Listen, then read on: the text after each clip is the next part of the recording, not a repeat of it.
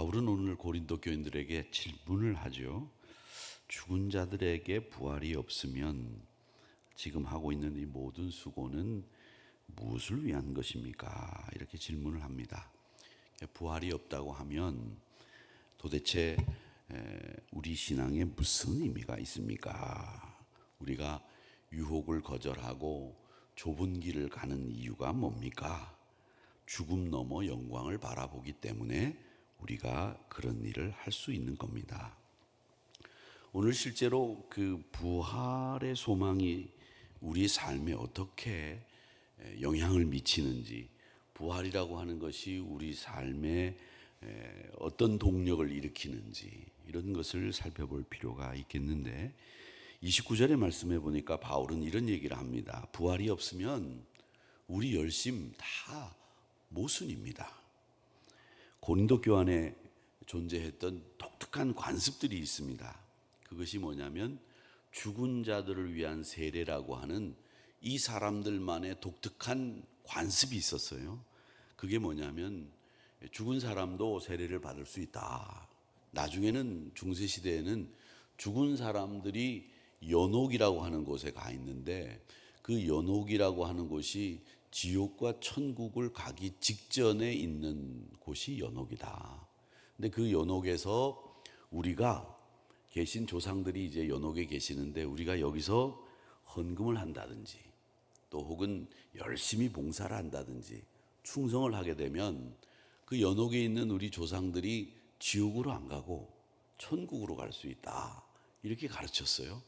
그래서 헌금을 유도하는, 그래서 베드로 성당을 짓게 되는 일이 있었는데, 이 고린도 교회 안에도 벌써 죽은 자들을 위한 세례라는 제도가 있었습니다. 그게 뭐냐면 세례를 받지 못하고 죽은 가족이나 동료들을 대신해서 살아있는 사람이 대신 세례를 받는 거예요. 만약에 우리 부모님이 세례를 받지 못하고 예수를 안 믿고 돌아가셨단 말이죠. 지옥에 갈 거라고 생각한 이 고린도 교회 교인들이 제가 돌아가신 아버님을 대신해서 세례를 받을 터이니 세례를 받게 해주십시오 라고 하고, 그 아들이나 자녀나 혹은 가족들이 그 죽은 사람의 이름으로 세례를 받는 거예요. 이런 일들이 있어서 바울이 그 죽은 자들을 위한 세례에 대해서 언급을 하는 겁니다. 바울은 그 사람들이 행동하고 신념을 가지고 있는 것이 전혀 다르다. 죽은 자들의 부활은 없다. 그러니까 살아있는 사람이 대신해서 세례를 받아도 죽은 사람은 죽은 사람이다.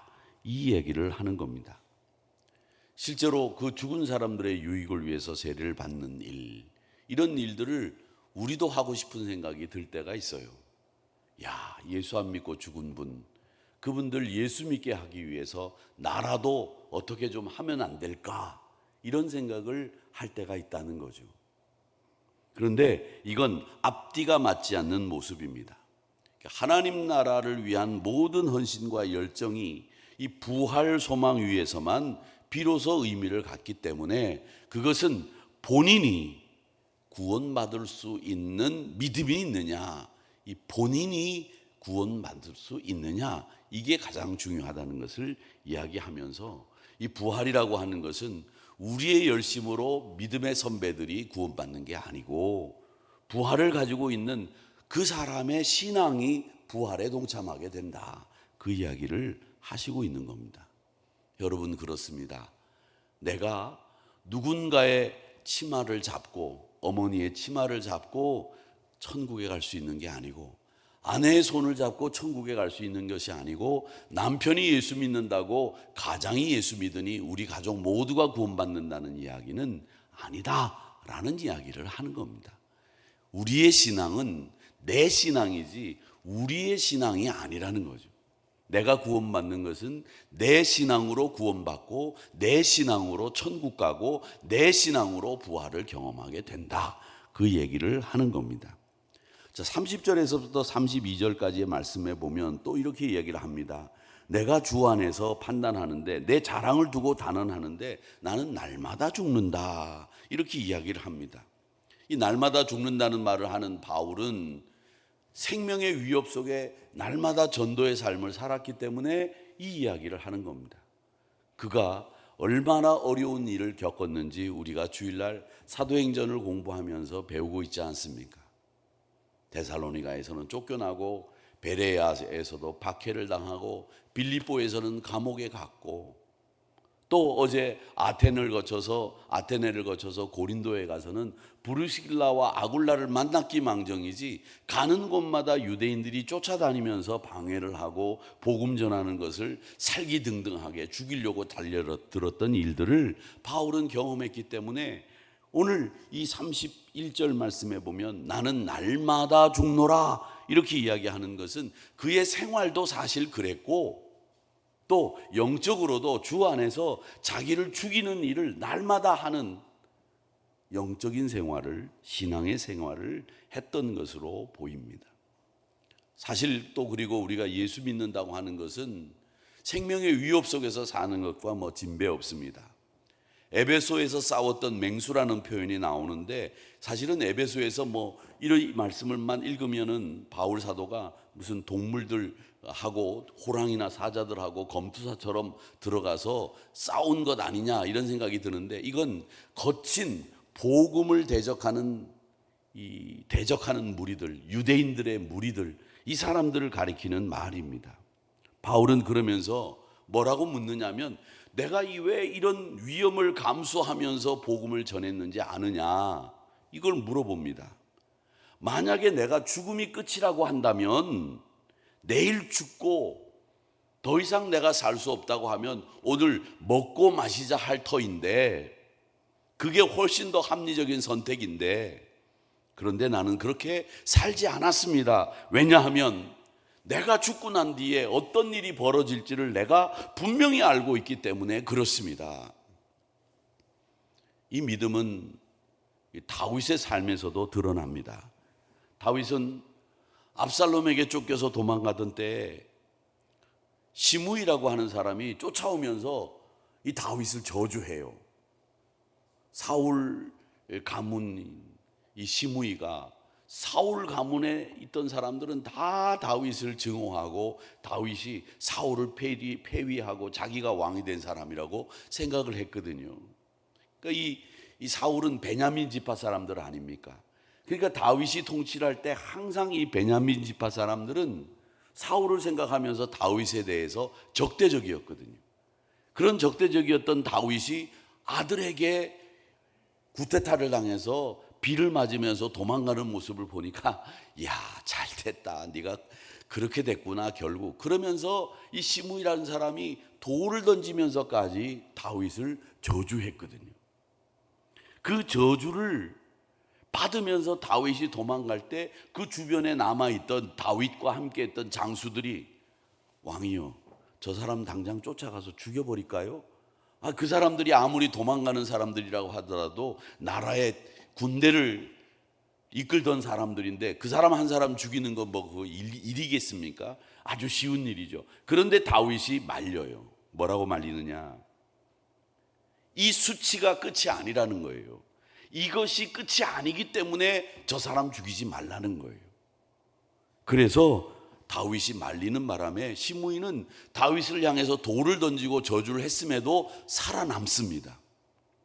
그 살아남았던 이유는 뭐냐? 다윗은 이 저주가 끝이 아니라는 걸 알고 있었기 때문에 말린 거고, 그것 때문에 시므이가 살아남았고, 그것 때문에 다윗은 나중에 왕위로 복귀하고 난 뒤에 자신의 왕권을 되찾은 후에 나라를 제대로 다스릴 수 있었다는 거예요. 여러분, 그렇습니다. 수치가 지금 끝이 아닙니다. 내 생명이 여기서 끝나는 게 아닙니다. 여기서 끝나는 것 같으면 나는 먹고 마시고 자자 할 터인데, 아니다. 내가 죽음 이후의 내 삶에 대해서 정확히 알고 있기 때문에 하나님이 나에게 주신 그 부활의 삶, 그것 때문에 나는 지금 여기에서 견디고 있다. 날마다 죽으면서도 날마다 살아내고 있다. 이 말씀을 하고 있는 겁니다. 부활의 소망을 가진 사람들은 현재의 고난과 현재의 억울함을 이길 수 있는 힘이 있는 겁니다. 누가 저주하더라도 내 죽음 이후에, 생명 이후에 뭐가 있는지를 알고 있기 때문에 견디는 겁니다. 바울은 바로 그 얘기를 하는 겁니다. 여러분, 오늘의 눈물이 끝이 아닙니다. 오늘의 고난이 끝이 아닙니다. 오늘의 아픈 것이 끝이 아니에요. 내 생명이 끝이 나더라도 그 이후에 무슨 일이 벌어지는지 우리는 말씀을 통해서 알고 있고 소망을 가지고 있기 때문에 다윗이 견뎠던 것처럼 우리도 견디고 우리도 이길 수 있다라고 하는 이야기를 지금 바울이 고린도 교인들에게 하고 있는 겁니다. 그래서 32절에 보면 다시 살아나지 못한다면 내일 죽을 터이니 먹고 마시자 할 것인데 나는 다시 살아난다. 나는 부활의 소망을 갖고 있다. 그래서 오늘도 견딘다 라는 말씀이 오늘 이 32절의 말씀의 내용입니다. 그러면서 마지막으로 또 이 얘기를 합니다. 바울은 분명하게 경고하는데 부활이 없다면 내가 거룩하게 살아야 될 이유가 없습니다. 나쁜 동무들 보면 선한 행실을 더럽히고 부활이 없다면 그 말하는 사람들과 가까이 지내다 보면 우리 생각이 조금씩 변합니다. 오늘 말씀에 보면 속지 말라 악한 동무들은 이렇게 나오죠. 이 동무라고 하는 말은 이제 우리가 안 쓰는 말이죠. 북한에서만 쓰는 말입니다. 동무 내래 안녕하십니까 이렇게 얘기하는 이 동무란 말인데, 근데 이 동무란 말이 참 좋은 말인 것 같아요. 좋은 말인데 이 북한 사람들이 쓰는 것 때문에 우리는 친구라는 말로 바꿔가지고 쓰는데 동무가 참 좋은 말인데, 어제 보니까 우리 딸이 이렇게 뭐를 보냈는데 이건 여담입니다. 설교하고 상관없는 얘기예요.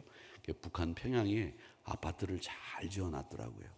아파트 이름이 뭐냐 그러니까 한국에는 레미안이라는 아파트가 있는데 레미안, 근데 북한에 지은 아파트는 네레미안입니다 라고 하더라고요. 얼마나 이름도 잘 듣는지 앞에다 레미안에다 네자 한번 붙이니까 네레미안 이래요. 그래서 북한의 아파트다, 그런 아파트들이 있다라는 얘기를 하면서 북한의 그 보이기식 행정에 대한 이야기를 꼬집는 이야기들이 있었는데, 이 동무라고 하는 말은 참 좋은 말이다. 그런데 우리가 어떤 사람을 만나느냐, 이게 참 중요합니다. 여러분, 어떤 사람 만나느냐. 이 부활의 소망을 가지고 있는 사람들과 어울리는 것은 부활의 소망을 더 공고하게 만들어요. 그런데 부활의 소망이 없는 세상 사람들과 어울리다 보면 우리 예수 믿는 사람들도 이 부활의 소망이 살짝 이렇게 무너지고 시작하고 퇴색이 되기 시작을 합니다. 결국 인생은 즐기다가 끝나는 거지, 이런 생각을 하게 되는 거예요. 잘못된 생각은요, 여러분 꼭 잘못된 삶으로 끌어가는 겁니다. 그러니까 우리가 생각부터 건강하고 생각부터 바른 생각을, 바른 마음을 가져야 되는 거죠.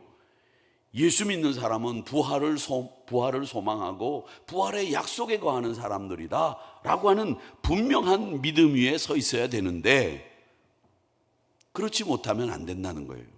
그래서 오늘 말씀에 보면 뭐라고 얘기하느냐면 34절에 깨어 라는 말씀을 하시고 있지요. 깨어 의를 행하고 깨어 죄를 짓지 말고 이렇게 말씀하고 있습니다. 이 말씀은 뭘 얘기하느냐, 부활을 믿지 않는 사람들에게 같이 가서 어울려가지고 아무런 의미 없이 시간 소비하고 돈 소비하고 죄 짓고 생각 없이 사는 그런 사람 되지 말라, 이 말씀을 하고 있는 겁니다.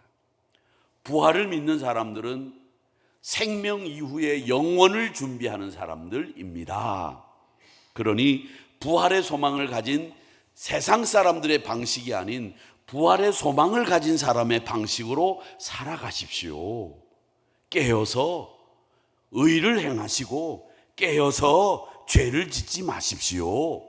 이것이 부활의 소망을 가진 사람의 생활 방식입니다 라고 이야기를 하고 있는 겁니다. 너희를 부끄럽게 할 수 있는 사람들과는 어울리지도 말아라 라고 하는 이야기를 하시고 있는 거죠. 사랑하는 성도 여러분, 우리가 이 자리에서 고난을 견디고 하나님 앞에 묵묵히 우리의 신앙을 지킬 수 있는 이유는 뭐냐? 그 이유는 가장 큰 근거가 우리가 부활의 약속을 믿고 있기 때문에 견디는 겁니다.